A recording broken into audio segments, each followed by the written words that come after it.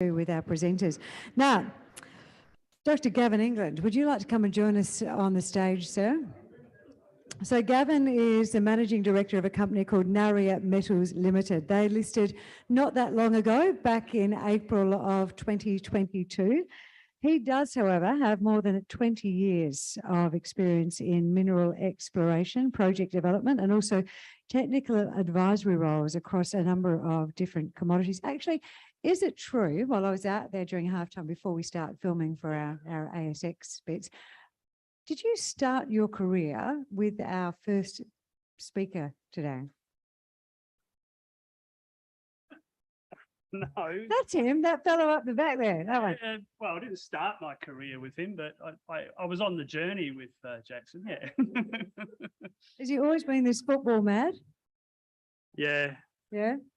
I was just having reminiscences about the Ramsgate Hotel in what year was it, Jackson? Yeah. No, Jackson's worrying that he shouldn't have actually opened his can of worms that year. What was he like to work with? Oh, great. Yeah? No, it's good. So he'll give you a discount next time when you offer it. Good. Well, all right. I think he got me into this slot, so I'm quite thankful. That's okay. All right, it is a good slot. Right, we'll go back to very technical now, ASX. Here we come. So Gavin is here today to speak of Narryer Metals Dynamic Exploration Program at their key projects, which are in Western Australia and also over in South Australia over the past 5 months, and what we can expect from him and the team at Narryer in the months and years to come. Please make him very welcome.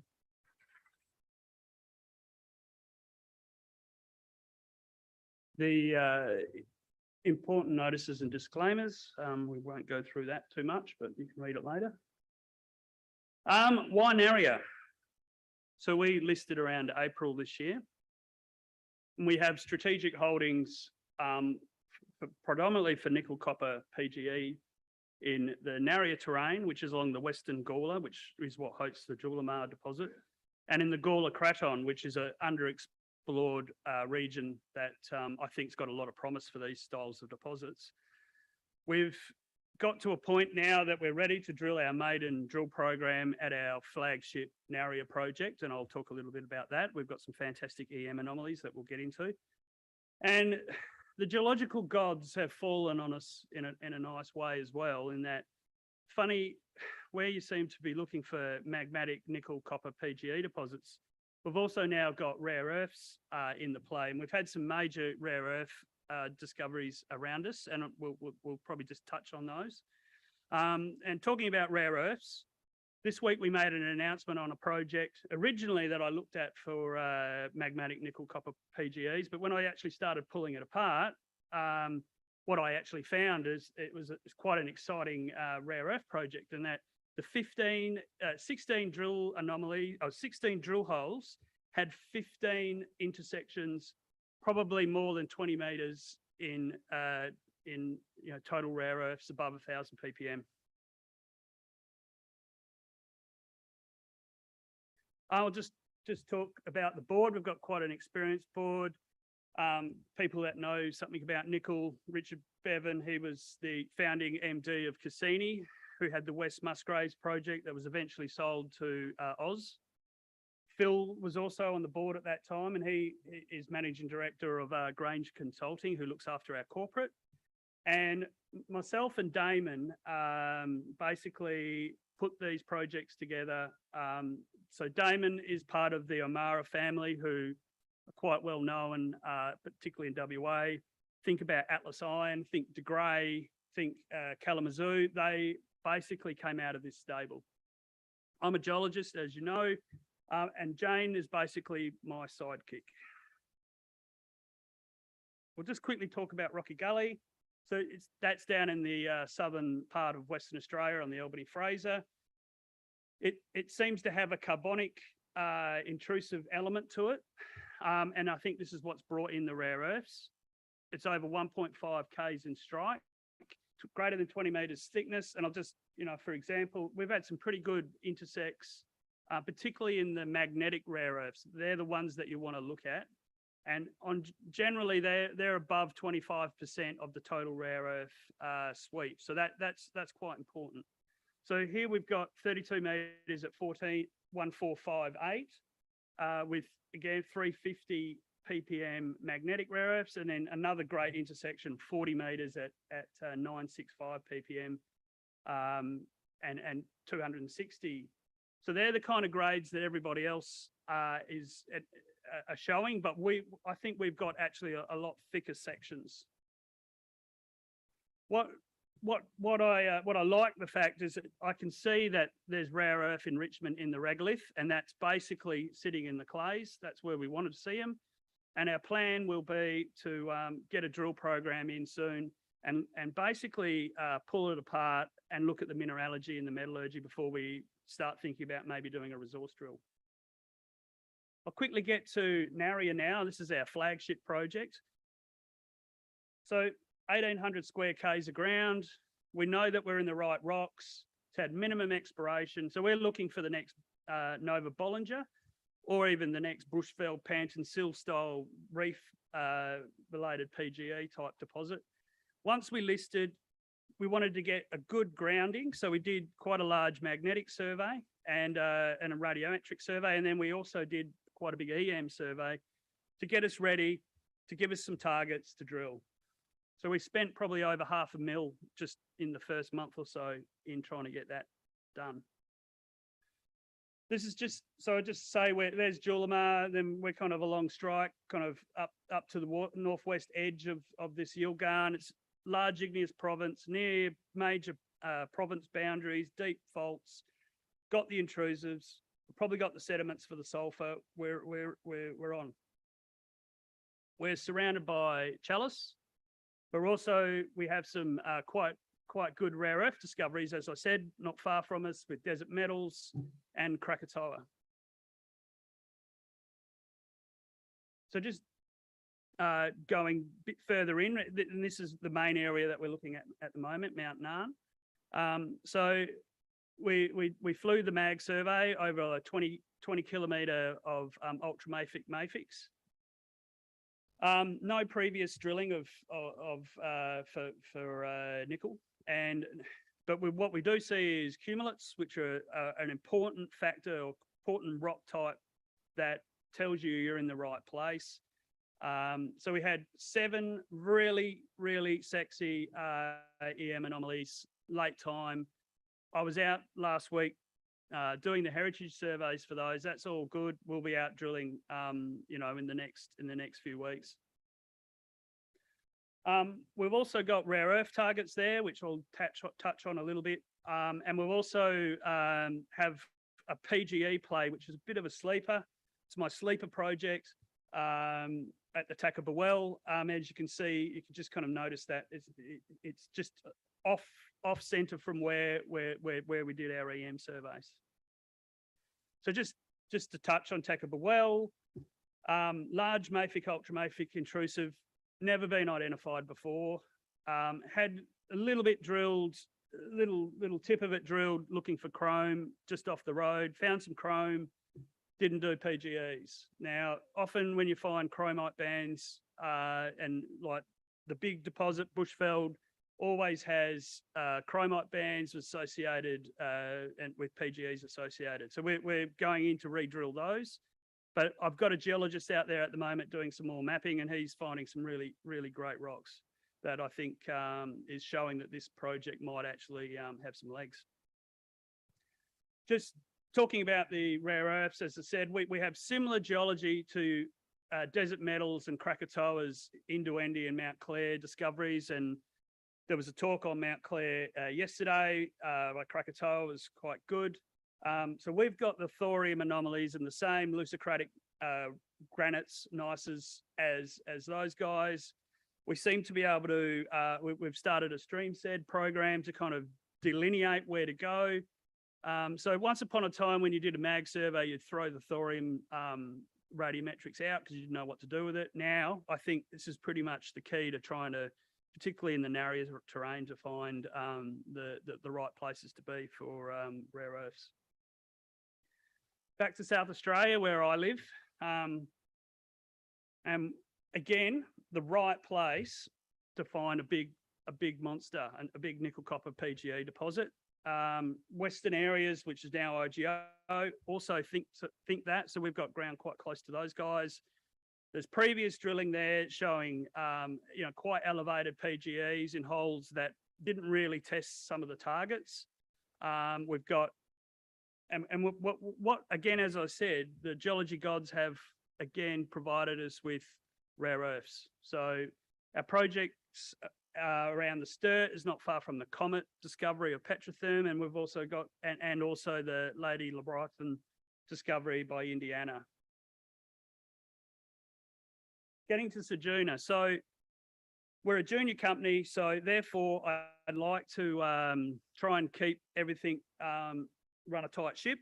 And one way of doing that is to use the available information that's around. And what I've done here is actually go back to the South Australian Core Library, which stores government-funded drilling, and have a look at these holes over 3,200 square Ks for rare earths. So this has never been assayed for rare earths. This would have cost me probably $1 million to drill and get done. And so now I've got someone in a lab in Adelaide going through doing handheld XRF, looking for rare earths.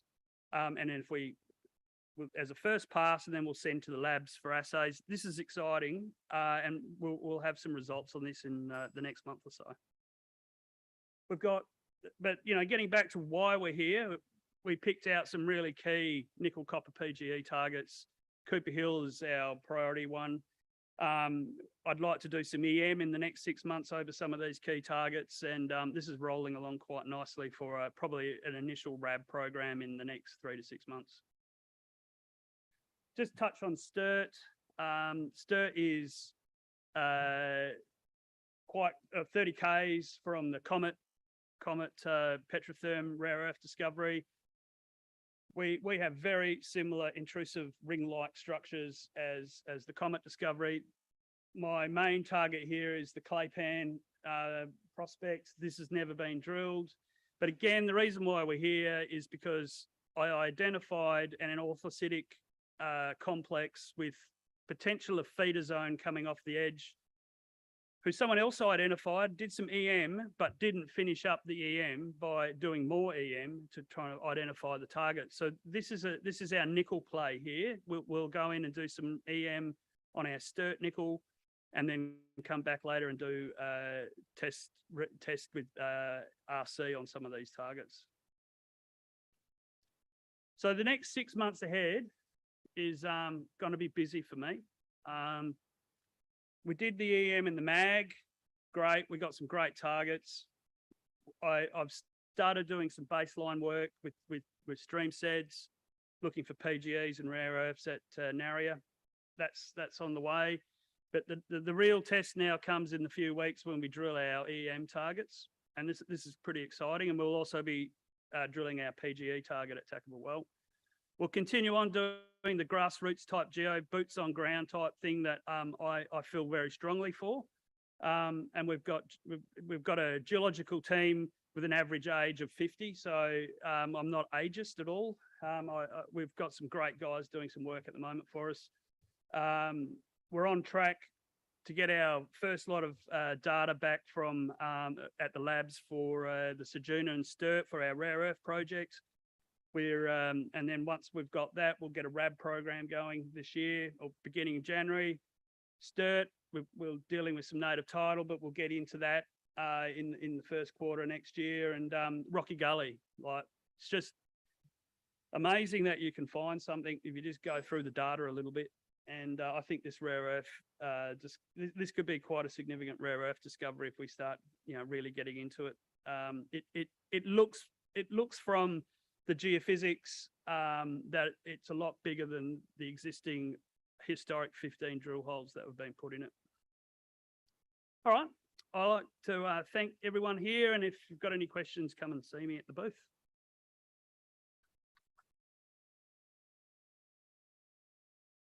Thank you very much, Mr. England, and it's good that you're Dr. England, I should say, correct, and good that you're not ageist. I only use it to one day get an upgrade on the plane. It's never happened.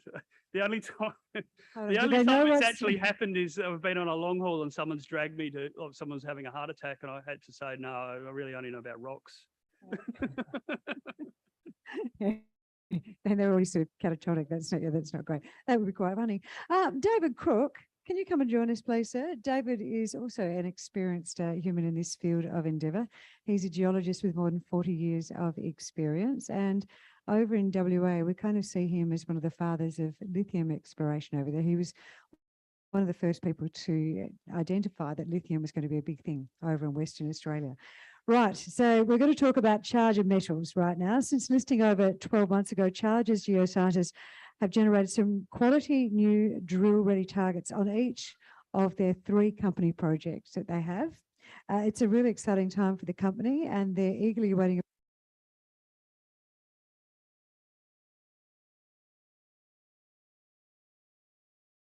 When you see it, B-Y-O-N-E, I always say by one, by own.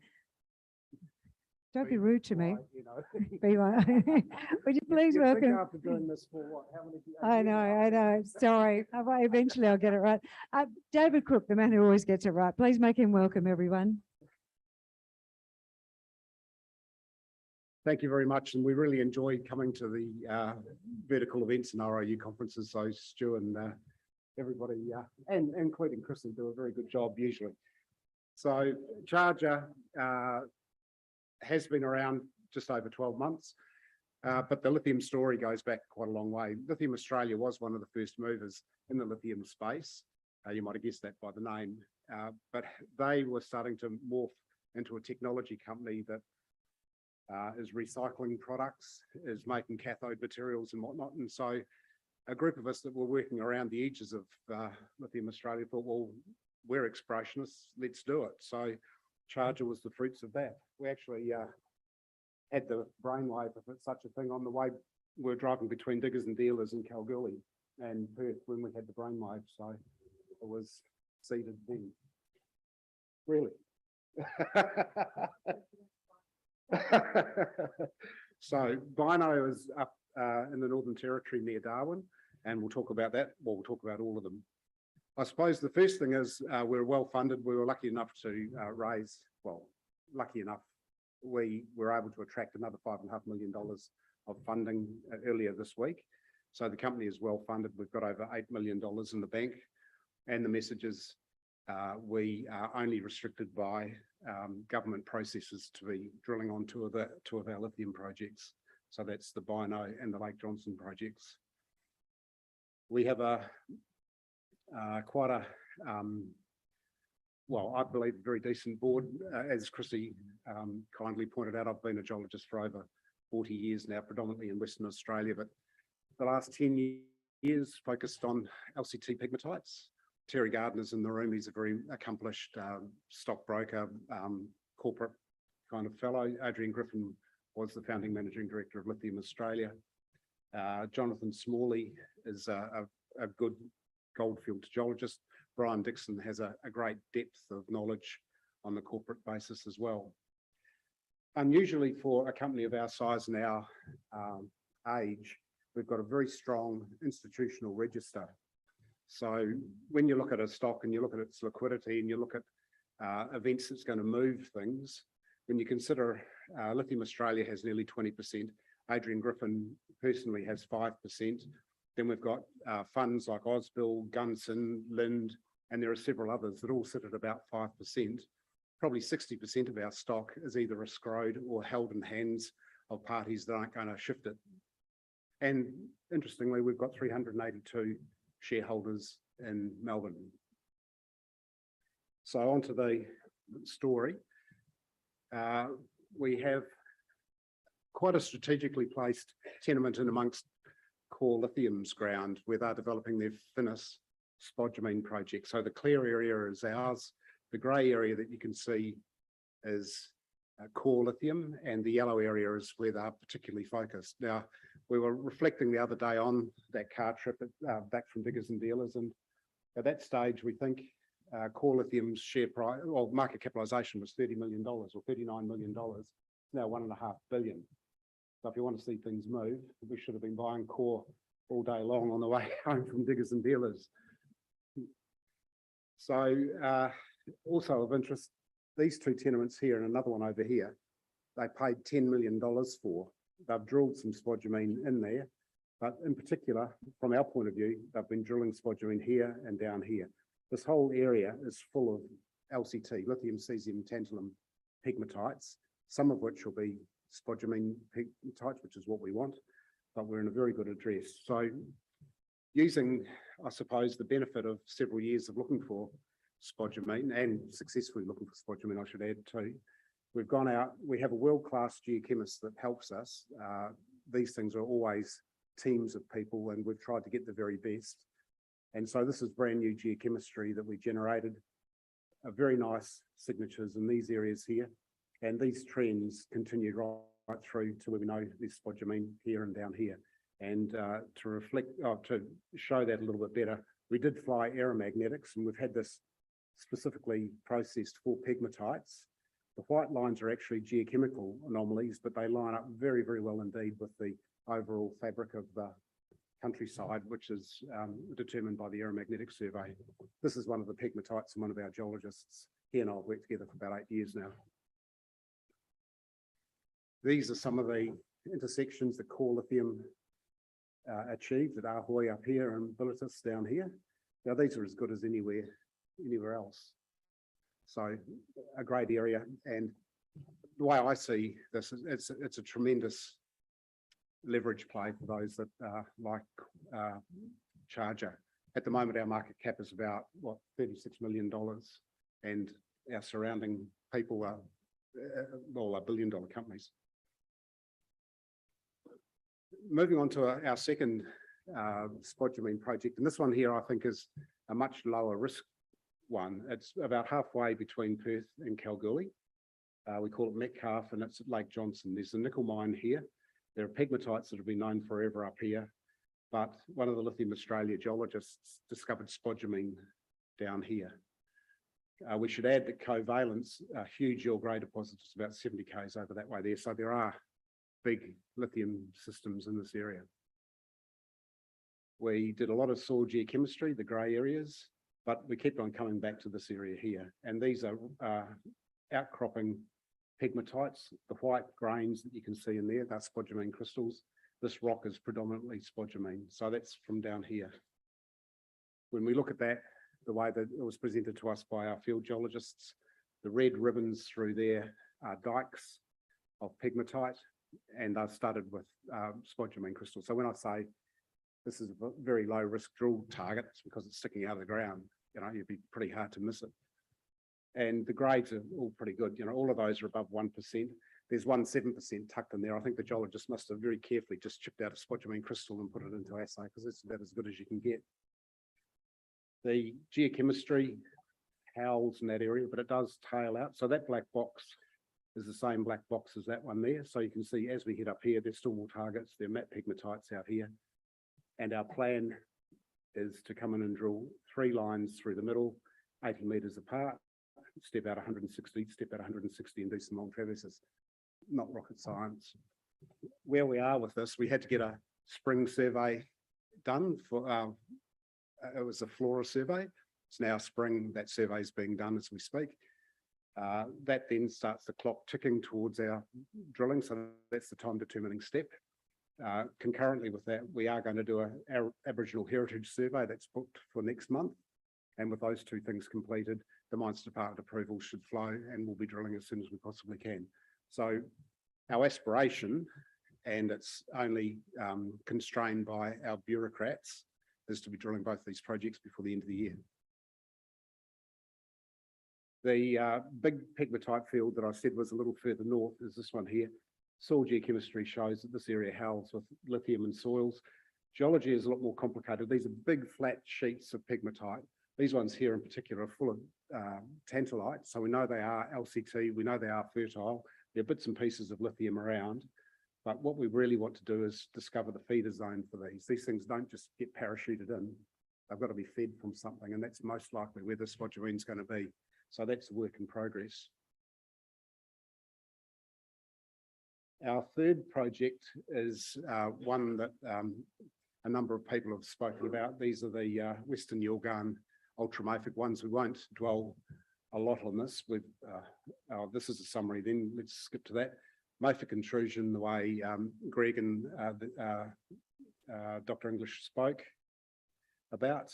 We have geochemistry there. That was the courtesy of some aluminium explorers. We were able to get the bottom of hole samples, run them for gold and platinum and palladium, got all of that. Flew helicopter, got our EM targets, did some ground EM, and we've completed 4 drill holes. It's our diamond rig out there a couple of weeks ago. So the core is prepared, is cut in the lab, just waiting for results. And that's all I'll say about that. Oh, that's what a VTM, a helicopter-borne EM survey looks like. So wrapping up, fire. Thank you. She forgot to warn me yesterday, but there's no fear of me running over. We see ourselves well positioned with high leverage projects and spodumene, that are the preferred lithium mineral. And so we're lining up to drill the Darwin project, the Bino project, which is entirely surrounded by core, and they're a $1.5 billion company. We are lining up to drill at Lake Johnson at Metcalfe. There we've got spodumene pegmatite sticking out of the ground. As soon as we get our approvals, we'll be drilling there. And I think that that's a very low risk project, but again, a fair amount of leverage associated with that when you look at companies that have got 10 to 20 million tonnes of spodumene even. And the Coates one, it's a mafic intrusion hosted base metal project, platinum group element project. We've drilled that, we're waiting on assays, and we'll see what happens. So thank you very much.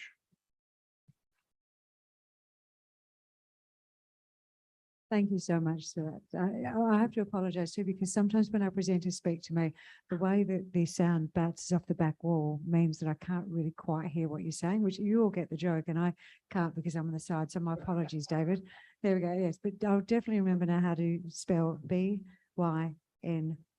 Bino. I will never ever forget that one again. Right, we are going to the Pilbara in Western Australia, to a very mineral-rich area of WA, and I'd like you to welcome, please, Black Canyon up to join us on the stage. They're a manganese explorer. They listed back in 2021. They have an absolute swathe. I defined a swathe of mineral resources. They've released a positive scoping study for its flagship Flanagan Ore project, and this is the executive director, Brendan Cummins, correct? Correct. Right, yeah. He's here to provide the details of the company's plans to become Australia's next manganese producer, with an eye to downstream production of manganese sulfate, which of course, as we all know, by now is used in the EV batteries. Would you please make him welcome? Thank you very much, Christina. Really good to be presenting here today at the CRU Investment Series. So I appreciate your time and thanks for coming along. Usual disclaimer, forward statements. I will talk about the scoping study information that I'll be talking about presenting during the course of this presentation. We did a scoping study, so that's plus or minus 35% in terms of accuracy, but the scoping study is based on indicated resources, not on inferred resources. So Black Canyon, yeah, we listed in May last year, 2021. And it's been a very full 15, 16 months since listing. We have not really rested around. We've sort of been out there. We've done a couple of drill programs, discovered a very large resource, scoped that through the scoping study, and have a pretty good idea on the valuation of that project now. Black Canyon itself, very tight capital structure, enterprise value of about $8.6 million, so 50 million shares on issue. And you can sort of see how the share price has traded since listing. We've held our head above water in that 20 to 30 cent range. Had a very attractive spike there with the release of a mineral resource earlier this year. But since then, I guess the market has changed somewhat. But we're still just plowing along with the programs that we've got ahead of us. So in terms of shareholders, 12% owned by board and management, which is very important. We've all got skin in the game, and the top 20 shareholders hold about 40% of those shares. When we listed, we raised $5 million on the IPO, and recently in April, we raised another $3.2 million at 33 cents. And our stockbroker for that was Taylor Colson's out of Adelaide, Sydney, and also Argonaut based out of Perth. And during that raise, we actually added a couple of junior instos to the register as well, which is very supportive of the stock at this early stage. A little bit about the board. Graham Asco, very well known identity in mining and exploration circles, based out of Adelaide. He's a geophysicist, a lot of experience in exploring for minerals all over the globe. Myself, I'm a geologist, been kicking rocks around Australia and internationally for the past 25 years.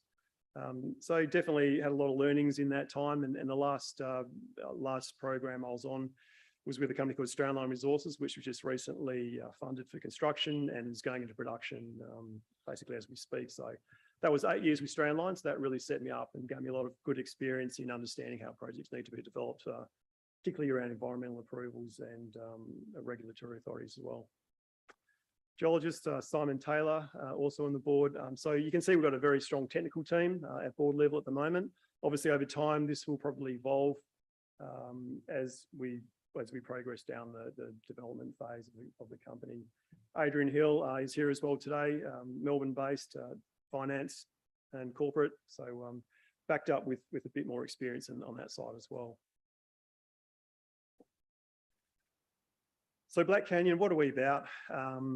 You know, we're manganese focused. We're not really looking for any other commodity. It's all about manganese. And the dominant use of manganese in the steel industry. It's essential to steel, but it's also a really large growing proportion of the battery as well. So in electric vehicles, we're located in the premier mining district of Western Australia, up in the Pilbara, the Eastern Pilbara. And our neighbours are Woody, which is a manganese mine, been going for 60 years, and also Butcher Dirt as well, which is a more recent mine that developed last year. Mineral resources, we've defined 104 million tonnes at 10.5% manganese. So we've really, like as a geologist, getting that resource base is so important. It all comes from resource. You've got to make sure your resource is of the right scale and quality to support a mine study and feasibility. But we also have 2,500 square kilometres of tenements up in that Eastern Pilbara region as well, all looking for manganese. So a lot of other targets and a lot of work to be done on those. The strategy is quite clear. It's a proven pathway to discover and develop projects. And we recently finished the Flanagan Bore scoping study. But longer term, we're looking at running in parallel a downstream process of producing manganese sulfate, which is used directly in batteries. So experience counts with all this, and I sort of alluded to the management team, but we are also building an execution team as the company progresses through to more detailed feasibility. I've got 2 slides on sort of manganese. I guess everyone's learned all about lithium that's required in these electric vehicles, nickel and cobalt as well, but manganese does tend to be forgotten. So just to refresh people's minds about manganese, it's dominantly used in the steel industry. So the global steel market's about 2 billion tonnes being manufactured annually around the globe, of which 20 million tonnes of manganese is required to go into the steel industry. So putting it in a perspective, whenever a building gets constructed, they use rebar. Every tonne of rebar has about 15 kilos of manganese in it. So that's where most of it's used. But what is really changing, the supply demand side and the growth potential for manganese is its utilisation in electric vehicles and in batteries and in nickel, manganese, cobalt batteries. So I've just highlighted the M in the NMC batteries there, so people are aware that it is in batteries. So in each battery, that they might have 10 to 30% manganese in the battery pack, which is 10 to 30, 40 kilos, sometimes 90 kilos, depending on the battery chemistry and the size.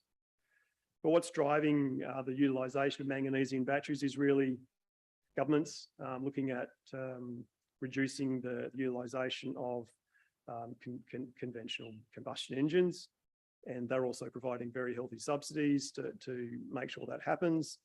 And if you look at the way the car manufacturers that are all progressing, they've all got to have an electric vehicle lineup now. And that's just, the growth in that area is exponential as time goes on. But what really needs to happen is that these batteries need to come down in price to make them cost competitive to conventional combustion engines. And if you look at the graph just down through there, you can see manganese utilisation looking at increasing 9 times. And that's because the companies who are putting the statistics together realise that over time, Cobalt will probably be removed from these batteries, but also manganese will replace it.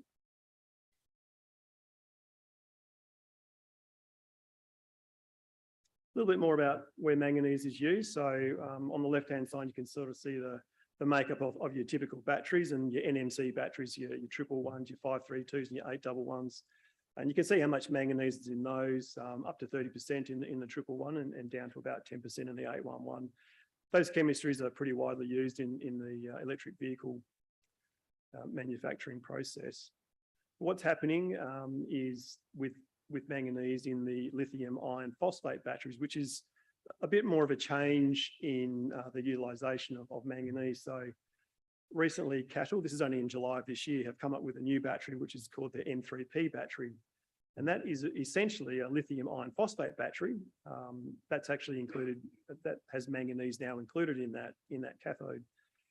So for that, what they're able to do is actually increase the energy density of that M3P battery. And it's getting closer to the NMC battery, but at a cost price that is significantly less. So I think we'll see a lot of other battery manufacturers start including manganese in the lithium iron phosphate chemistries. I mean, ultimately, they really want to remove cobalt. But one thing that is also really quite apparent is that where are the batteries made? Where are the cathodes made? And if you look at the graphs down below, you can see that, you know, it's obviously mined all over the globe. South Africa, Australia are big producers of manganese. But where it's processed is dominantly China. Where the cathodes are made is dominantly China. And also where the cells are manufactured is obviously China as well. So, which makes perfect sense because that's where the vehicles are also made. So that's China's the dominant producer in construction of batteries in those vehicles. But I can really see in the future that you know, the US and European markets are going to want to catch up. So there is going to be a need for diversification of supply. And that's where I think a company like Black Canyon can sort of help to fill that role going forward. This is not going to happen next year. It will take, you know, probably 5 to 10 years before that happens. But in terms of timing, that actually suits our projects very well also. Now, a bit more about the projects. We've got a joint venture with a company called Caravan Resources. We're earning to 75% on those projects. So about 2,500 square kilometres up there in the Pilbara. What we're looking for is hydrothermal manganese, which is high grade, small tonnage deposits. So we're talking 2 to 5 million tonne style deposits at about 35 to 40% manganese, but also the supergene style of mineralisation. And we've come onto one of those at Flanagan Bore, so we've been quite lucky. They are 50 million to 200 million tonnes at around 10% manganese as well. So with Black Canyon 100% tenements, we have about 1,500 square k's under our own tenement area. So a lot, oops, sorry, go backwards. Yeah, so a lot of tenements up there. There's Woody up there, which has been a mine operating for about 60 years. And Element 25 has been going now for about 18 months.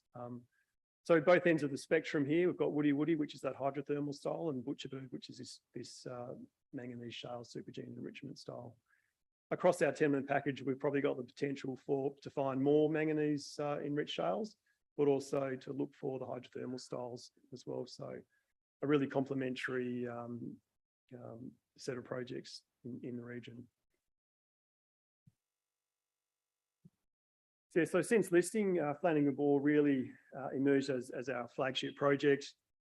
This tenement here only had 12 holes drilled into it previously. We listed in May last year, so I was up on the ground pretty much 2 weeks later after listing, and I really wanted to see on ground the potential of this fold nose through here. So, and I got really excited when I went there as a geo. You can just see the geology performing in the right way, and so there was no drill holes into that target. So we got straight into that in December and drilled a few thousand metres, and we've come up with a resource. And recently in May and June of this year, we've just done some infill drilling, which will upgrade that resource to measured category. So 104 million tonnes at 10.5 with some very high grades in there as well. This is what the deposit looks like. This is a fantastic ore body. Look at the thicknesses through there, 30, 40 metres at plus 10 to 20% manganese with high grade zones in there as well. It's got scale. We're talking a kilometre, by kilometre here as well. So a fair few footy ovals can be squeezed in there. And LR1, just looking on the ground, you can just see there's 800 metres across through there as well. So again, very thick intervals, all from surface. That's really important with manganese deposits. You want to have it at surface.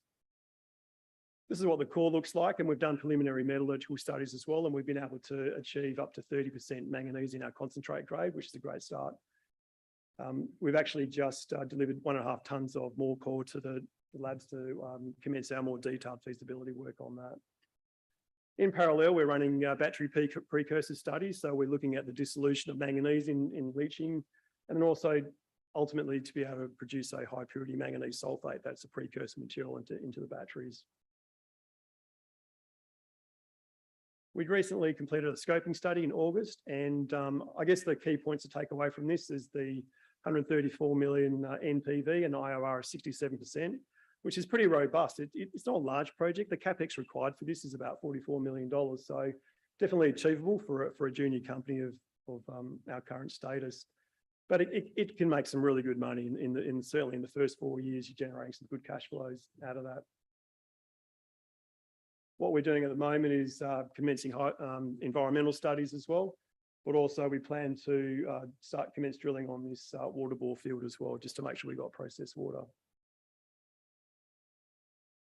So this is what we've been doing in the last 12 months since listing. Does that mean 1 minute or does that mean finish? 2 minutes, okay. Plenty of time, I can slow down. Look, it has been a very busy 12, 15 months since listing. If you look at the progress we've made over the projects up until now and compare that to the share price, obviously a lot of interest at that time at the resource. As the maiden resource, 104 million tonnes was definitely a great start. But I can see over time we can grow those resources and ultimately discover higher grade, smaller deposits as well. So we've got a mineral resource coming up that should be happening in October. And that's based on the drilling that we completed in May and June. So that'll upgrade the resource from indicated to measured. And we're really getting stuck into feasibility studies, which is involving more detailed metallurgical test work, environmental studies, starting to look at the approval process that's required to get this project up and running. And running in parallel is the battery precursor studies. Some of the other projects, which I probably don't have time to go on, but if you feel free to come and see me at the booth if you want to get some more information on our other projects. So the questions at the end are why invest in Black Canyon? Well, I think we've shown that we are manganese focused. You can see where the manganese is used in the steel sector, but also very critical in batteries going forward. If you're looking at balancing your portfolio, you've got to have your lithium, you've got to have your nickel and your cobalt, but also don't forget about manganese. It's also really important. We're a well-funded group.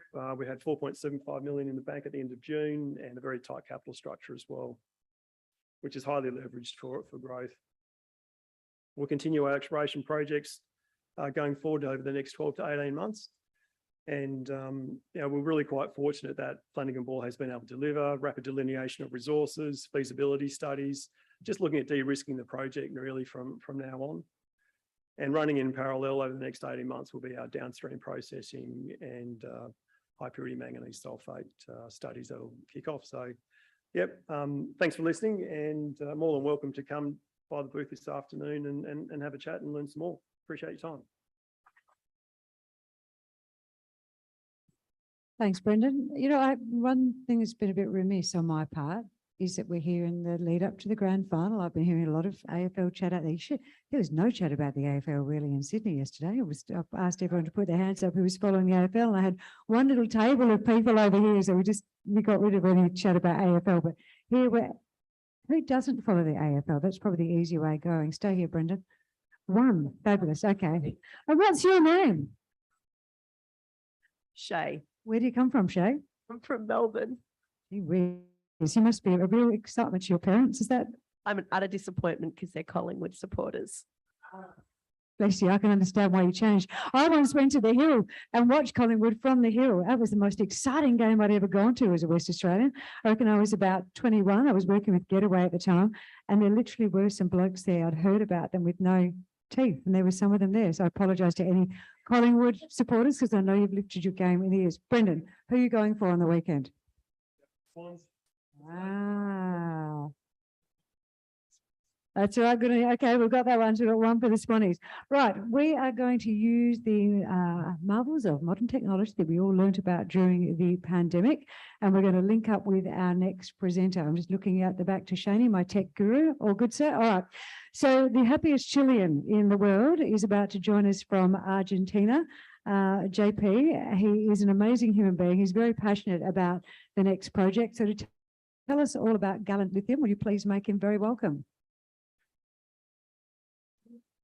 Hi there. Welcome to New Worlds Metals. My name is JP Vargas de la Vega. I'm the Managing Director of Galan Lithium Limited. I'm here to, unfortunately, present not in person presentation about who we are and what we're doing. But importantly, it's good news. I'm staying in South America just to get things over the line. And with that, I've got a presentation for you to tell the audience our advances, our progress, our future plans, and where we're at. So without further ado, I go into the presentation. So it's what you see in this picture. It's a snapshot of our evaporation pond for our pilot plant, and we also have our camp in the background, exploration camp at Hombre Muerto West, that is west of the Livent Corporation. We have a project that is yielding fantastic results, high-grade low impurities, and we have something that we want to be taken into development as soon as we can. So we're fast-tracking evaporation. We gain results. Evaporation is working, and we expect to have results by the time we come out with our DFS late this year or early Q1 next year. Snapshot about the company. The company is well positioned cash-wise to deliver on what we said we'll do, meaning that we're doing a definitive feasibility study at Hombre Muerto West. We're doing that with Hatch. We're trying to get the best-in-class engineering to get the study done. We have also 17% of the company is owned by directors and management. Top 20 is around 54%, top 50 is around 65%. So we tightly held, and this can result in a good upside.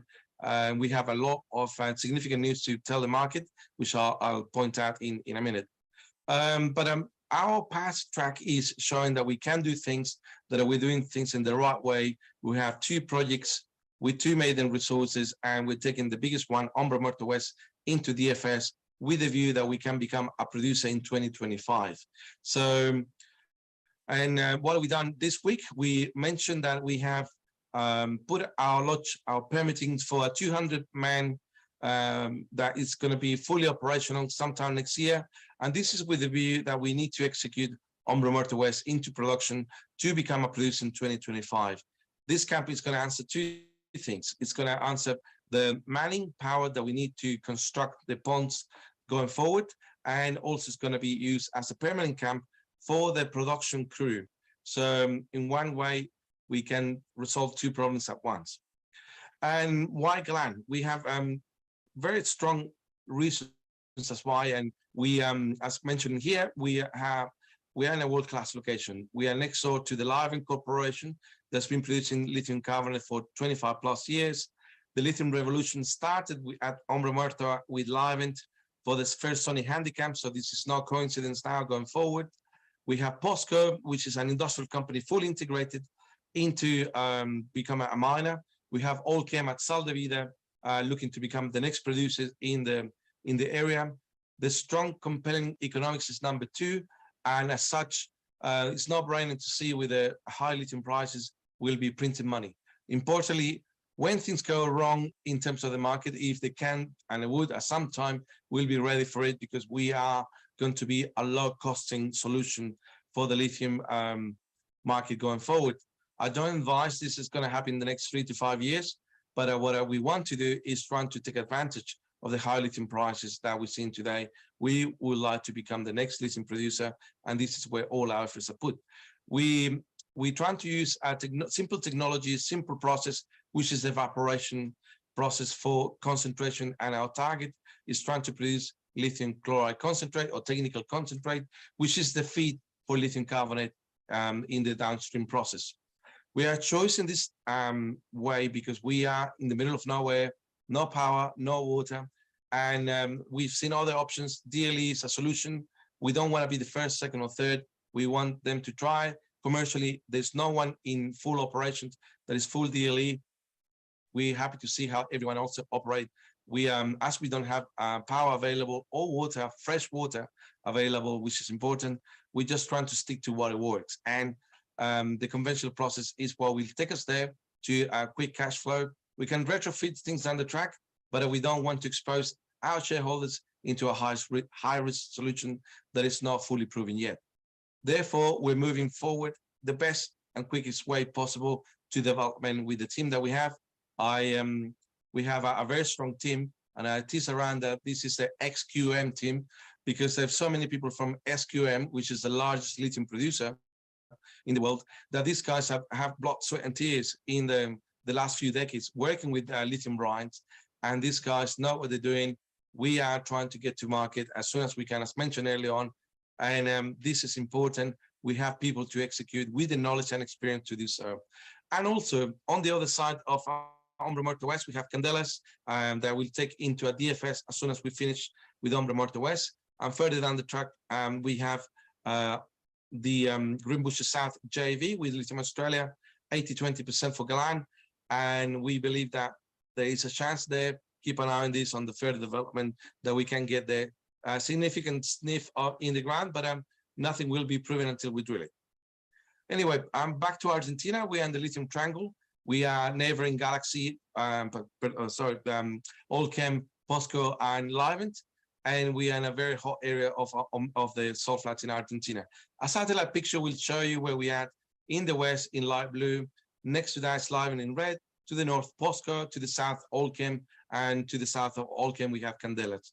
We are in a very well positioned place, a lot of infrastructure. We're not reinventing the wheel. This is a simple process, and with a lower risk profile. I'm not saying there's no risk, but we have far lower risk than the rest. Why? One of the things, a gift from nature, we have high grade. If you see this chart, to the right, we have Umbra Morta in the Umbra Morta West in the far right, escaping the rest, gift from nature, but we also have low levels of impurities. And this gives us a flexibility to work with high grade. We're not dependent on technology to get this work. We don't need a plan B for this. We know that plan A is quite strong. So in the compelling economics of what we have is, with our lithium price profile of $18,500 a ton approximately, we have a $2.2 billion NPV. And if you think about the current price around $70,000 plus a ton of our lithium carbonate equivalent, the math are very compelling. And this is all our efforts trying to get to market as soon as we can. The payback is significantly. We can get a payback in a year if we're using spot prices, or maybe months. So let's get this done. Let's get to production, and we are lining up people, experience, and a simple solution. So as a result, you see our piloting plant. Our piloting plant is going to be added, our liming plant. And all what we're doing is liming our concentrate once it reaches a certain level of concentration to get to the high level of concentrate that we're looking to achieve. And this is a very simple solution compared to the rest of the solution. I'm not saying it's a walk in the park, but we have the people to back it up. Candela is a similar story, $1 billion plus with $18,500 a ton. And importantly, if you add the two companies together, the two projects together, the salt flat of Umbra Morta, we have a lithium profile production of 34,000 tons of lithium carbonate equivalent that potentially could get to 40,000 tons if the current campaign keeps on yielding the numbers that we believe that we can support for production down the track. We're drilling to come out with a resource update coming up, and this resource update, it should give the base from taking from indicated to measured, and measured is the base that is going to go into the definitive feasibility study to yield our maiden reserve statement. So importantly to all of these is our solution. It has a low carbon footprint, a proven way of going forward, plenty of sun, plenty of wind, the evaporation works, and we don't have to use any more energy than the one that's provided naturally in the area. Carbon footprint's low, and the also our energy consumption is low. So as I mentioned, resource update coming up, based for the DFS study. Once we come out with a DFS study that we believe it will be somewhere late this year or early next one, given a take on targeting things that we're doing with a study trying to optimize things.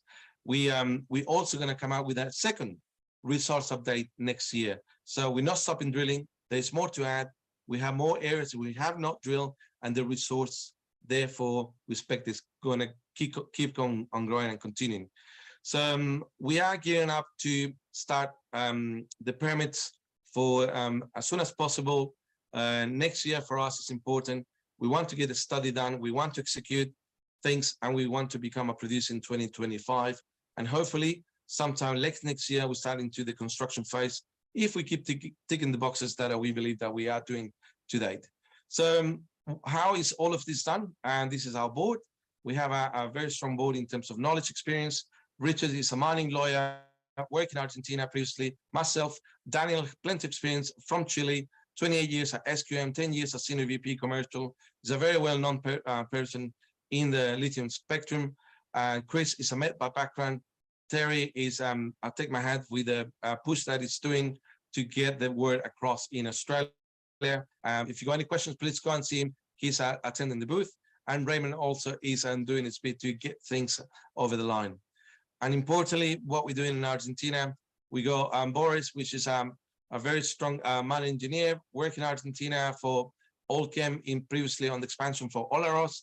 Alvaro has got SQM experience, a strong hydrogeologist, one of the few that you can find around. And I'm very pleased with having him running our exploration and our geology in Chile, in Argentina, and in Australia as well. Francisco and Pablo, company founders, they've been there from day dot. And these guys, I take my hat in terms of the commitment that they have to deliver and being able to be where Galan is today. And these guys help us a lot in terms of getting the community relationships done, helping us as well with the government.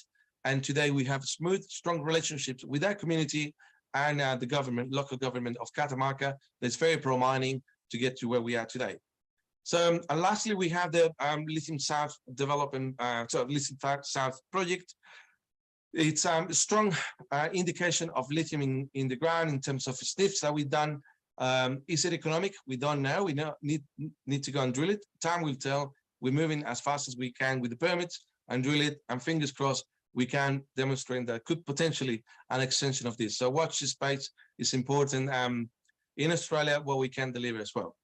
And so going back to Argentina, why Galan is because we are in a world-class location, compelling economics. I mentioned the lithium prices go bonkers. We have a simple solution for a small carbon footprint, technology that works. We're not thinking about DLE. We don't want to risk technology that no one is doing 100% DLE today. So we stick to what it works, and we want to get to cash flow. We have a very strong team. We have more to add into our pipeline. Relationships in Argentina are quite good. I've been to site myself. Therefore, I'm not there presenting in person, and I've been spending the last month and a half in ground, in country, and make things done. And I am very excited to keep updating you with news flows for the rest of the year and early next one. So with that said, thank you very much. I enjoy this presentation, and bye for now. And I hope to see you hopefully sometime in the near future.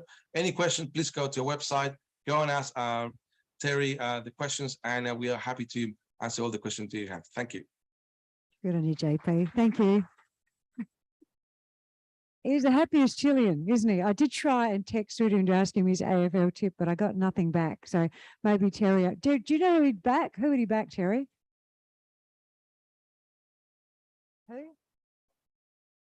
Okay, nothing, non-disclosure. Great. That's Terry, everyone. That's the man you need to speak to. He's actually more forthcoming with information about Galan, which is great.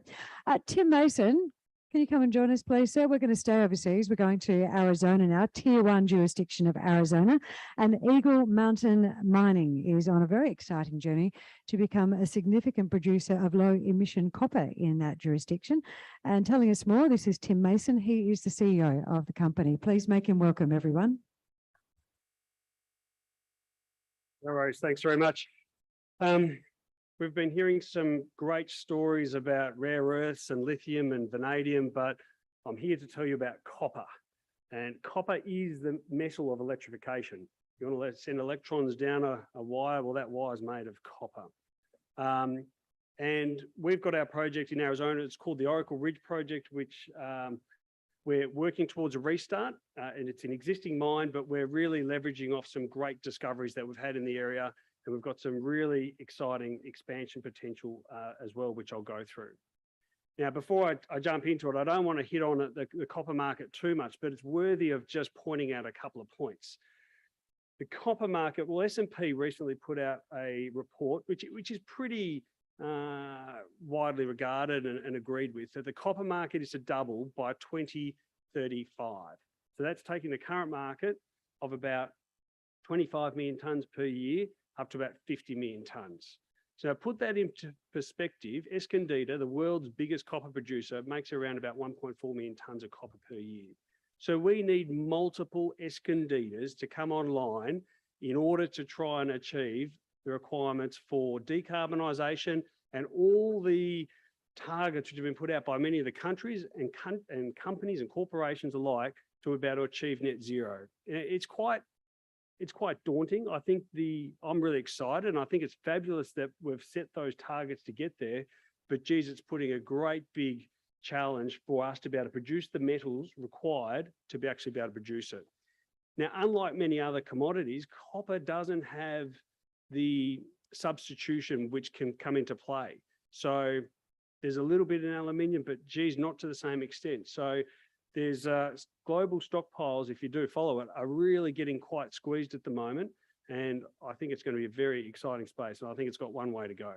But I'm here to tell you about Oracle Ridge, which is in Arizona. So some important disclosures, please refer to our website for those. So Oracle Ridge, we're in Arizona. It's a tier 1 jurisdiction. Arizona ranked #2 on the Fraser Institute for Investment Attractiveness. So it is a great place to do business. The local authorities are fabulous in my view, and there's all the mining services that you'd expect. It's got scale potential. In Arizona, we're in the right age rocks. We're surrounded by the majors where you get the very, very large projects.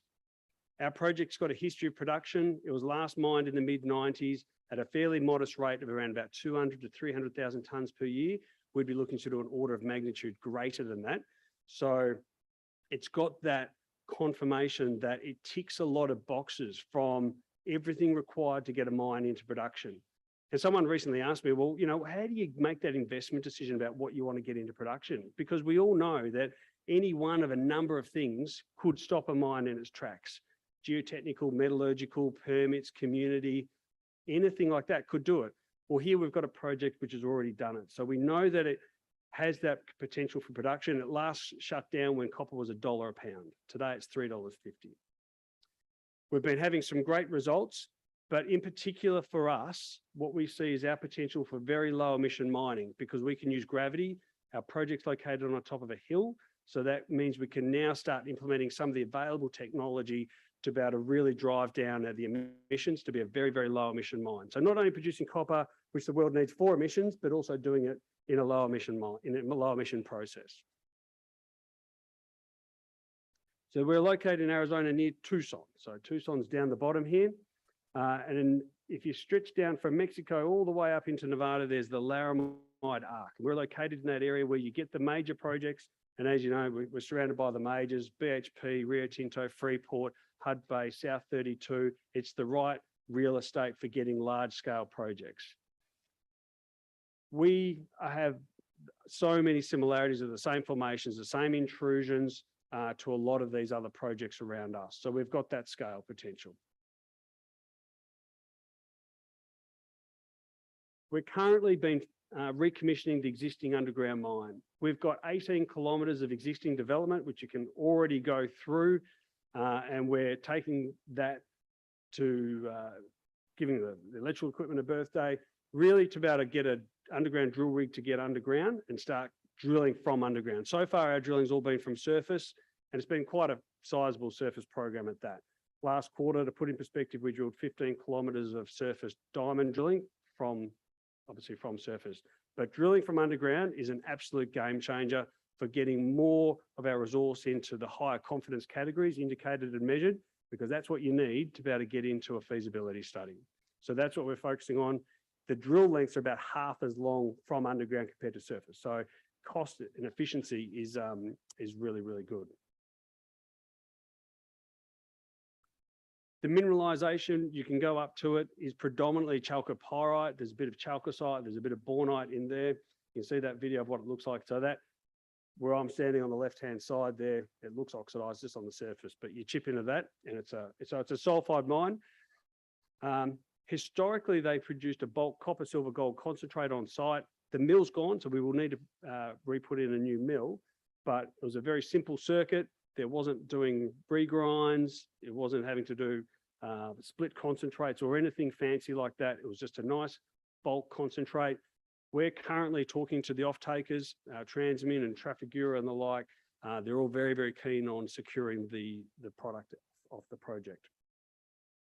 There's you can actually go up to some of the old stopes there. They've still got the rings there, which they never quite fired when they were last in production.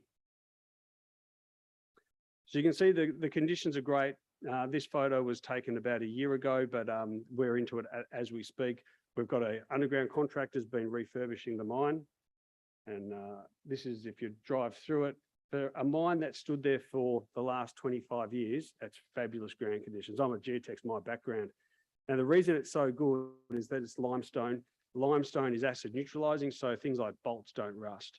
So you can see there's a lot of the services there, which we're getting back up to speed with the pumps and electrical equipment. We're just putting some new bearings in the primary fan as we speak. So it's got a JORC resource, which we're really focusing to build the measured indicated. It's 17 million tonnes at a 1% copper cutoff, not a copper equivalent, at a copper cutoff, 1.5% copper. It goes about ½ ounce silver and 0.2 gram per tonne gold in there as well. But what's really interesting about our resource is that if you change that cutoff grade, there's about 30% more copper, so contained metal at a 0.8% copper cutoff. So as the copper prices will rise, when they rise, you would intuitively change your cutoff grade. So we have a lot more resource, there's a lot more metal at the lower cutoffs as the copper prices change. So the drilling, we're still continuing to drill from surface. We've been having some really great results on that front. The terrain has been a little bit steep. So this is why it's been probably pretty challenging. It hasn't been discovered before, but this has been our opportunity. The cost to get into that, that's all been done, that's been sunk. So we've got the road access to expand the resource, and we're now focusing on the underground. But while it's steep, that gives us a great opportunity for low emission mining, and I'll tell you why in a couple of slides' time. So these are some of the results that you can see on the left-hand side. I don't expect you to be able to read those, but give you an example. 70 metres at 1.6% copper, 55 metres at 2.16% copper, 17 gram per tonne silver, ½ a gram per tonne gold, so some good byproducts in there. 12 metres at 4% copper, 30 metres at 2.5% copper, 6 metres at 4.2% copper. So some very, very good widths and some really nice grade in there. Now, around Arizona, you also get mineralisation here, and then you get a bit of mineralisation over there as well. So what we're going to go, let's have a bit of a look around. And what we saw is an outcrop of mineralisation, which is this orange line here, of going around about 4 kilometres long, with mineralisation about 6 to 10% copper. So we flew the magnetics over there. Our mineralisation is associated with magnetite. So using magnetics is a really good tool for finding more mineralisation. And we've got a 3 kilometre magnetic anomaly dipping back in underneath the hill that hasn't been drilled. So this is a pretty exciting target. We're waiting on a permit to go and drill that. And we think this could be an absolute game changer for us as soon as we can get to do it. So to give you an idea of what that looks like, might be hard to see on the screen, but this is the copper mineralisation. There's a bunch of old adits that got mined back in the 1940s through there too. So it's a pretty exciting target, outcropping mineralisation, high grade, and a big magnetic anomaly dipping back in underneath the hill. And we will look to drill those as soon as we get those permits, which we are very hopeful will not be too far away. This is a cross section through the project. We're focusing on expanding up here at the existing resource, and this is that target I was talking about called RareX down a bit lower. There's a view of the mine. There's a tailings dam. It's currently closed. There's road access, and then this is where the two portals sit. And this is where we're getting a lot of the new mineralisation off to the left-hand side there. But we say gravity is our friend because we can use that to really drive down our emissions for future mining. We can start using things like battery and electric equipment, and if they'll be running on the flat or they're running downhill, they're really amenable to our style of mining. That drives down the amount of ventilation you need, that drives down the amount of power you need, that drives down the overall amount of emissions. We're looking at things like pumped hydro systems, conveyor belts running downhill, again, generating power, feedback into the main system. This, whilst not completely unique, this is a great attributes for low emission mining. Corporately, we're still very tightly held, 260 million shares on issue. At the end of last quarter, we had $11 million in cash. Charlie Bass, who founded the company, very well known in the mining industry, has a very, very good track record. He's our managing director. He still owns about 35% of the company and continues to support every raise. So he's a big believer in what we've got here and is certainly continuing to support. Market cap at the moment around about $64 million. And like just about every copper stock, we've been pretty well beaten up. But if you're a believer in copper, now's the time to be buying. So in summary, we're in copper. It's certainly in demand. We've got an existing project which ticks a lot of that boxes for giving confidence for that pathway to production from both metallurgical, geotechnical, mining sense. We're in a tier 1 jurisdiction, so we've got that level of security. We're working towards a restart of the project. I've got a little booth out the front there. I'd be delighted to come and talk to anyone who's got some more questions for me. Thanks very much. Stop there. Oh, actually come over away from that microphone. Oh, and talk to me on my microphone. So you are tipping? I'm going for Sydney. I'm a Hawthorn supporter, and I'm still a bit, fond of Buddy, Okay, all right. So what do you think the chances are? Because it was a thrilling 1 point just takeaway on the weekend. What do you reckon this weekend? Honestly, I think Geelong's got it. But I'm going for Sydney though, but I think Geelong's got it. I reckon they're going to win. The underdogs. I'm going for, yeah, that's right. I'll go for the underdogs. Okay, good on you. We'll see you outside. Thank you. Would you put your hands together for him again, everyone? I wasn't going to say who I like, but I actually like Sydney. I've liked Sydney for a long time because a very, very basic reason, my deep analysis is that I really like the colour red. So I went for that team a long, long time ago, even though I'm West Australian. So Eagles and the Dockers go second and third to the Swannies. So I'm looking forward to the game on the weekend to see if they come ahead.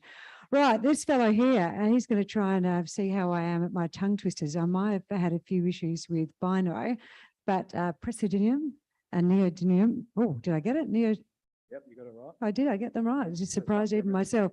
Neodymium and praseodymium. And now these are, well, they're metals that will support the global megatrend towards the electrification of society. And this next presenter, RareX, may be able to help not only provide them, but provide us with a little money earner on the side. Let's listen to this presentation with interest. The fellow up the front here is the founder and the MD of RareX. Would you please make him very welcome? They're a Perth-based company as well. Thanks very much for that introduction, Chrissy, and thanks to Stewie and everyone for attending today and putting this conference on. As was mentioned there, RareX is the company. We're focused on the magnet metals, neodymium, praseodymium, extremely useful stuff for use in high-end magnets in your EVs and wind turbines. And we've got a unique proposition here for you, a carbonatite rare earth project in Western Australia, similar in geology to Linus's Mount Weld, and we're in a process of making it very much larger at the moment, which I'll explain to you as we go through this presentation. Corporately, we're headquartered in Perth, got a modest market cap still of just under $40 million, well funded for what we're trying to do at the moment. We should be funded well into next year. It's worth touching on some of the board members there. John Young is my chairman. He brings a lot of guidance and experience in these EV type commodities, having been a founder of Pilbara Minerals, and can see what we're trying to do at RareX and getting into the early stage of the rare earth cycle, like he did in the early stage of the lithium cycle. Cameron Henry there as well as a founder of Primero Group, which is a processing and engineering firm in Western Australia. So it helps me commercialise this project as we move it forward. So what are we doing here? We are developing Cummins Range with its unique properties of neodymium and praseodymium contained within the rare earth metals. They're very useful for the new world economy, as was mentioned in the introduction. EVs, wind turbines, everything like that. It's extremely essential for the new world economy. And what we're doing as well as commercialising this project is growing the size of the resource. The drill bit is spinning as we speak. It's been going since April.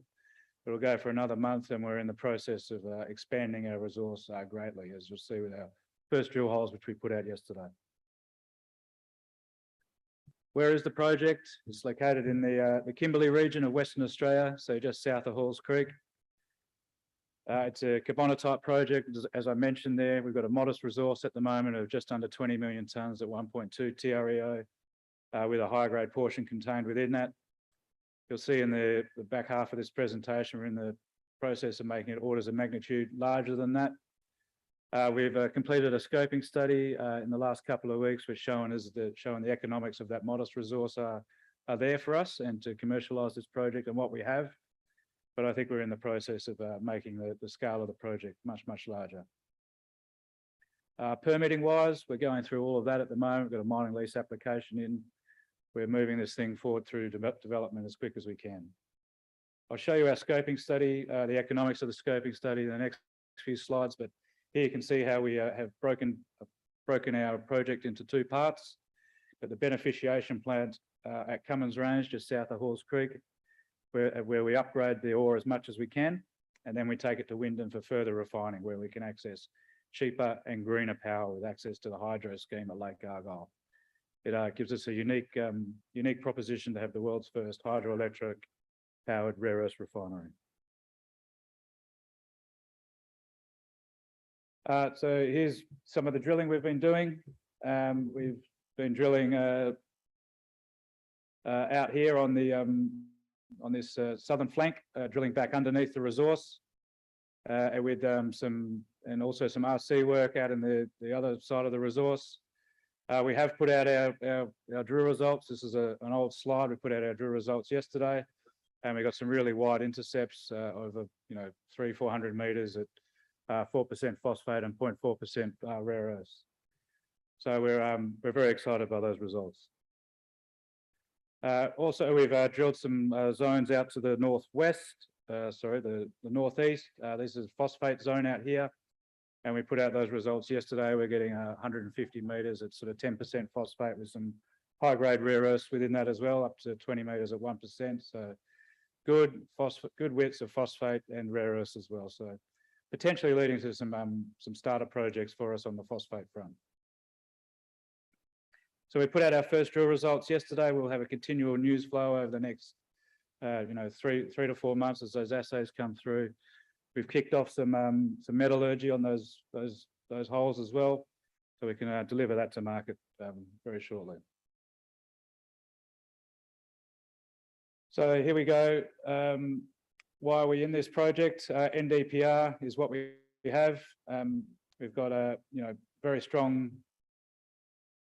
Very strong component of NdPr, and NdPr is useful in the magnets, both in EVs and wind turbines. This is a global megatrend that's going on all around the world. You can see a lot of the car makers are investing heavily in rare earths and also in lithium. They're legislating we need to go towards EVs, and this translates greatly into rare earth use. Once again, you're seeing governments around the world putting in legislation to make this happen. So we're very, very positive on the space. What does this mean for rare earths? You're talking about, we know our estimates are that you need something the size of Linus to come on board every 2 years. And I can't see another project the size of Linus coming online within the next 4 to 5 years. So a very important space. We see the prices of NdPr hanging up quite well. They got up to about $170 NdPr per kilo this year. We've done our studies at $110 a kilo, so there's a lot of space in there for us to move into. It's also worth touching on phosphate as a product. Our phosphate price is we've used 200 a tonne. It's very much used in fertilizer. We're very confident of the prices we've used. It's also increasingly used in LFP batteries, lithium phosphate ion batteries. These are going to become the dominant type of battery in the world. In our view, they're much cheaper to produce. They don't have quite the efficiencies of the NMC chemistry, but they're much cheaper and easier to produce, and therefore will take over the lion's share of the battery chemistry in our view. So we've also got the team to deliver here. Apart from myself, we've got a bunch of very good people on board with us. James Durrant, our project manager, Guy Moulang, our head of exploration, who's given us some really good drill results. Gavin Beer is an industry-leading metallurgist. He's the one that's given us confidence that we can produce the rare earth products we say we can. Michael Prassis, our head of corporate development, will be in charge of achieving some MOUs and offtakes over the coming months. We also have a strong commitment to our ESG principles. We've signed up to the WEF, the World Economic Forum, and this has led us to look at the way we engage in our communities. We've got negotiation protocols with our Indigenous communities. We employ them where we can. We commit to giving a portion of our expenditure to the communities, and it's also led us to look at our low carbon footprint, and has made us really look at that hydropower angle as well. So the study work as we go forward, we've commenced our pre-feasibility study. It's on the back of our scoping study, which we've put out as well. Our scoping study, which seem to have missed a slide in this presentation, showed some compelling economics. Had a $430 million capex for a $650 million NPV, an IRR of about 30%, and that was producing both phosphate and a mixed rare earth carbonate at the Port of Wyndham. So we've used really good consultants and industry-leading groups here to move our project forward, and we'll continue to use them into our pre-feasibility study. So why RareX? Look, the timing's right. You need to have some exposure to rare earths. We've all made a lot of money out of lithium over the last couple of years, but rare earths is the next one. Metal prices are high. Finally we've got support from our government industries, both from NAIF and some of the critical mineral facilitation offices. We will access the Critical Minerals Acceleration Initiative to fund our feasibility work and piloting work. Relatively cheap value proposition with an EV of about $30 to $40 million, and well funded to do what we need to do in the short term. Our exploration target, we will meet that in the coming months, if not the next 6 months, and we've got the team to deliver. Not only myself, but a very good team of experts all around us. And that's the story. I encourage you to come past the booth. There are a few slides that didn't show up in my presentation that should have been there, but come by the booth and I'll explain the full story to you. And yeah, let's get involved in rare earths. I think it very much is the next lithium, and we've got an exciting proposition on our hands here. So thank you. Thanks, Jeremy. It was interesting. 1 kilo of those two needed in a car. 1 kilo.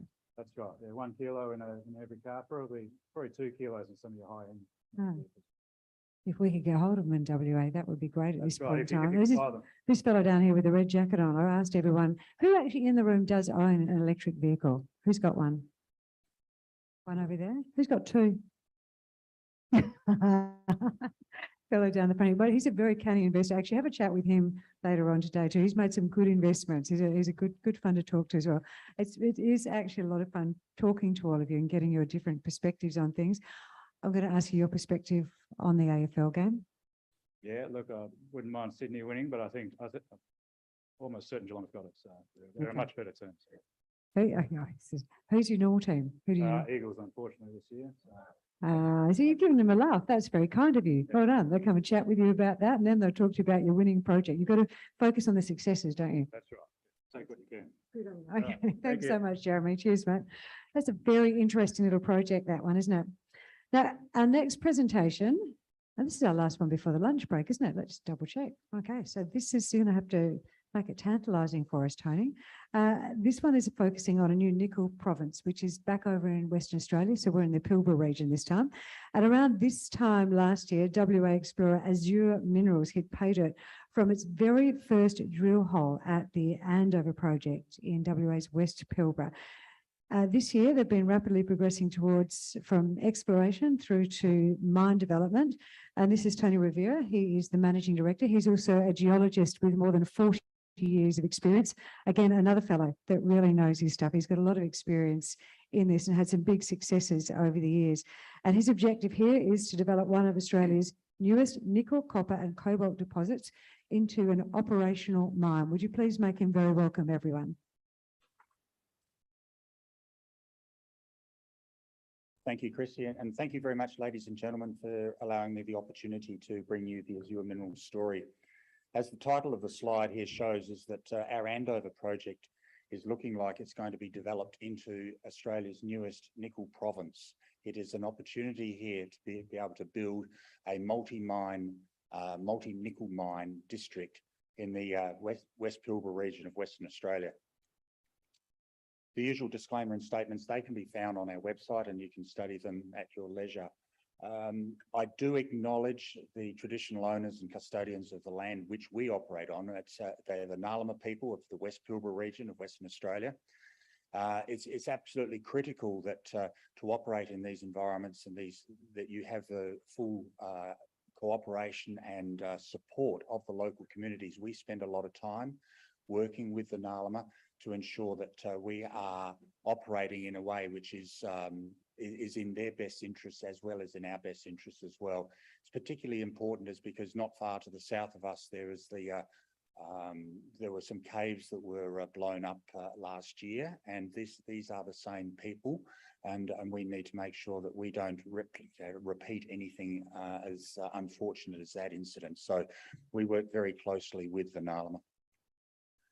Corporately, the company's got about 310 million shares on issue, trading at about 21, 22 cents at the moment. So a market cap of about $65 million. We had about $14 million in the bank back at in July. So we're sitting there at about $10 million in the bank right now. So the company's in a fairly good position financially. And we see ourselves as being well funded. No debt there. Two major shareholders. We have the Deutsche Balaton Group, which is a listed German investment fund, who are actively investing in a lot of different West Australian or Australian exploration and mining companies. And they've been a very strong supporter of ours for many years now.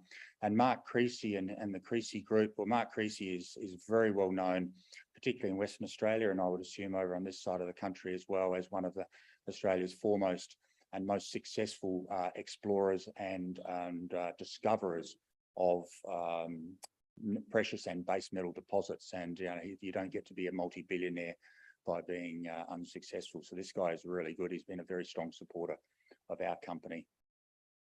So the project that we've got and we'll talk about today is the Andover Nickel, Copper and Cobalt project. It's a joint venture between ourselves and Mark Creasy and his group. So Azure owns 60% of the project and the Creasy Group owns the other 40%.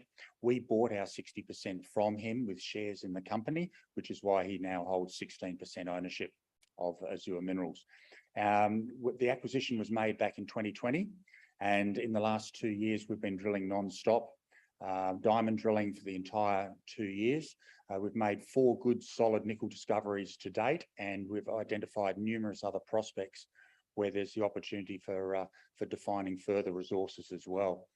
The beauty of this particular area is that most of the rocks stick out of the ground. Probably 80% of our project area, about 70 square kilometres, the rocks actually stick out of the ground. Therefore, the traditional method of exploration, which is boots on the ground, and just good old-fashioned mapping and sampling at surface, followed by geophysical surveying, electromagnetic surveying, has identified dozens of different targets, and those are the ones that we're testing with the diamond drilling at the moment.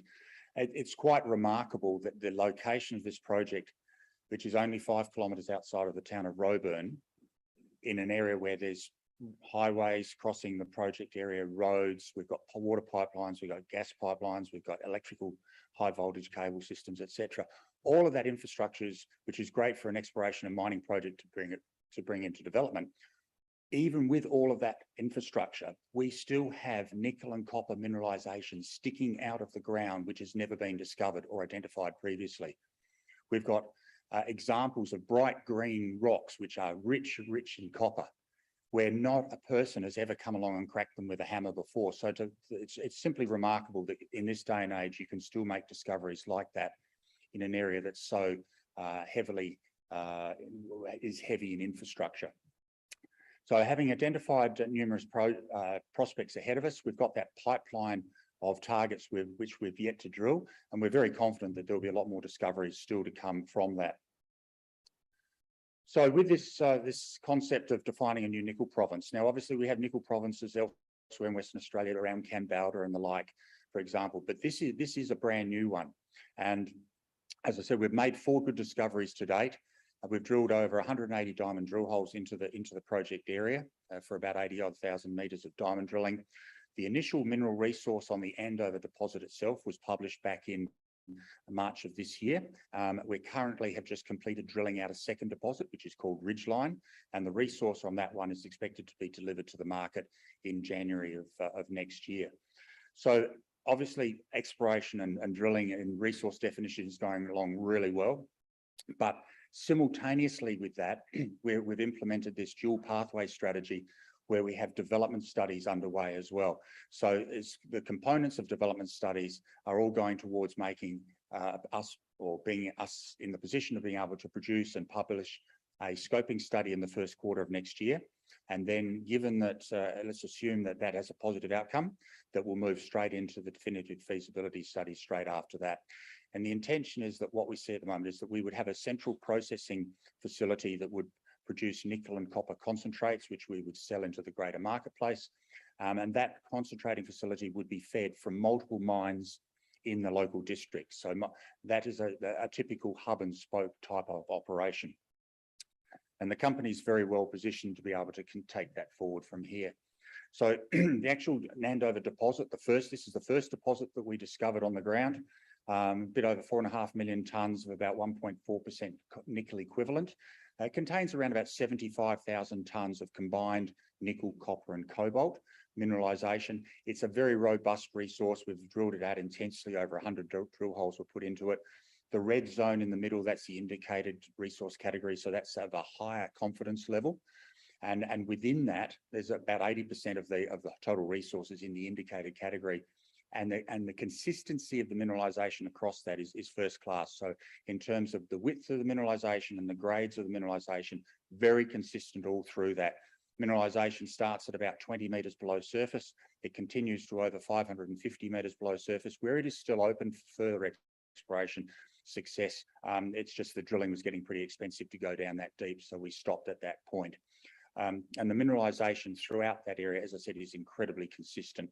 And the shape of this deposit and the style of the mineralisation lends itself to an underground mining operation, which is what we're planning on doing. So on this slide here, on the right-hand side, you can see where the Andover deposit is. It's that red mustache-looking thing. In fact, there's a smaller body as well, but the larger one is the one that's got most of the resources in it. You can see the tonnes of the resources there on the right-hand side. Immediately to the left, we have the Ridgeline deposit. It starts only 200 metres away from Andover. We've put about 40 diamond drill holes into the Ridgeline deposit. The drilling is now complete for now. Though samples are at the lab, we're waiting on getting those results back from the laboratory, and then we'll be moving into the resource calculation mode.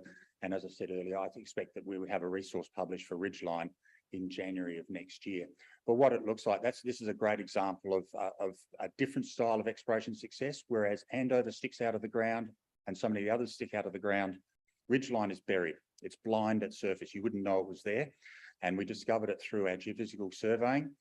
We've identified 2 very high-grade shoots of solid nickel sulfide mineralisation, and this is an example of what it looks like. This is just one of the holes, hole 134, which hit about 6.5 metres of 3.6% nickel And you can see as we went from the top to the bottom, we went into a couple of runs running 2.2% nickel. And then after that, all those half-metre samples are running 3 to 4 to nearly 5% nickel. So very consistent, very high grade. And on the left-hand side, there's a short table there which shows some of the other drill holes that have had similar success, where we're getting around this 4 to 6 to 8 metres wide, running 3 to 4% nickel. So, and also in terms of the metallurgy, both Andover Deposit and Ridgeline Deposit, very positive results, high-grade nickel and copper concentrates, no deleterious elements. So this is a geological plan of the area. It's the blue outline is the outline of the mining concession that we have. 4 discoveries, Andover, Ridgeline, Seaview, Skyline. All of those are in the lower left-hand corner where you can see that more of a green type rock. Those 4 deposits and prospects in that area are spread over about a 4-kilometre long zone or horizon of a different rock type, which is very visible at surface, contains all the mineralisation that we've discovered in that part of the district to date. Lots more of the targets in there that have yet to be drilled. So at the bottom on the left, you see some of the others, Atrium, Woodbrook, Pipeline, etc. A lot more targets yet to drill, and drilling is continuing. And then we're spreading up further towards the north and the northeast into areas where we haven't done as much work yet, but when we've gone up on the ground, we have actually discovered good mineralisation at surface as well. So a lot of targets yet to test on this project area. So we've been able to build a team, started 2 years ago when we picked up the project. We have probably one of the best nickel exploration teams in Australia. This is a team that not only is good at the geology, but they're actually very successful. They've got a really good, successful track record, myself included, in terms of making discoveries of nickel deposits which have been turned into operating nickel mines. So the company's in a very strong position technically and from our manpower point of view as well. So just as we sort of lead into the summary of the talk, it is a dual pathway system here. We're trying to fast track this nickel project through to production absolutely as quickly as we can. So running in parallel, we have the exploration and the resource definition drilling. That's ongoing. We've got an exploration team that is out there discovering things as we speak. On the other hand, we've got the project development team running things. James Dornan, who's our project development manager, is here with me today, and he's out at our booth. So feel free to talk to him about how the development studies are coming along. So the metallurgy is now complete. Some of the results have been put out last year, and more recently, we've just completed the Ridgeline work, and that's going to be going out in the next couple of weeks. But everything looks very positive from the metallurgical point of view. We've completed the geotechnical studies, mining studies are nearly done, mineral processing is done as well. So virtually all of those components have been completed to date. Importantly, it's the ones at the bottom that are the ones that can either hold up or help your project advance. So the local community interaction, the heritage with the local Aboriginal peoples as well, and the environmental surveys. And all of those things are being done as we speak. And so far, all of the components for the development study program is looking really positive. So it's vitally important that you be able to develop mines in the modern day with under the highest levels of our ESG principles. And that's what we're intending to doing. We've implemented all of the practices and procedures that are needed to be able to bring a mine into production and to operate a mine at the highest possible best practices that you possibly can. One of the best things that we're doing here is bringing locals into it as best we can. So we're hiring locally, we're buying locally, we're involved with the local community at all levels. So it's important that we continue to do that. And so far things have been looking really positive. Once we get to the stage of, let's assume we get into production and we're producing nickel and copper concentrates, at some point in time in the future, those components will be put into a battery in a factory in Europe or wherever. It's important that we have traceability for the materials that are in that battery all the way back down through the process and back to where we're mining. And that's where our intention is, that we'll have a very high level of traceability of the products that we produce, to ensure that the future purchasers can be assured that we've done this in the most proper ESG compatible way. So going forward, we've got the strategy. It's the dual pathways working really well. We're having great discoveries. We're advancing the development studies. The company's in a very strong financial position at the moment. We are exposed to those high value battery metals of your nickel, your copper and your cobalt, which is the high value end of the spectrum. And the company's in a really good position. And this is just a quick photograph of part of the town of Roebourne. We're located just in the hills that are just behind there. So we're only 5 kilometres from the local town. So infrastructure for us is really good, and we're very much a part of the local community. Thank you. Good on you, Tony. Who are you backing? As an Eagles supporter, I really. Oh, say it again. I expect Geelong to win. You stay in here and you can go last for lunch. We're going to lunch. There's a fantastic selection out there. If you think, my God, this line is huge, I'm not going to get anything, please don't panic, because Chef has got loads of stuff out the back for us. So take your time, have a chat, do what you want to do. I promise you, I will personally go and find you more food if you feel that there is not enough there. There's loads out there, and there's a nice little GF pavlova for dessert, which I think you're going to want to sink your teeth into as well. Enjoy, everyone. We'll see you back in half an hour.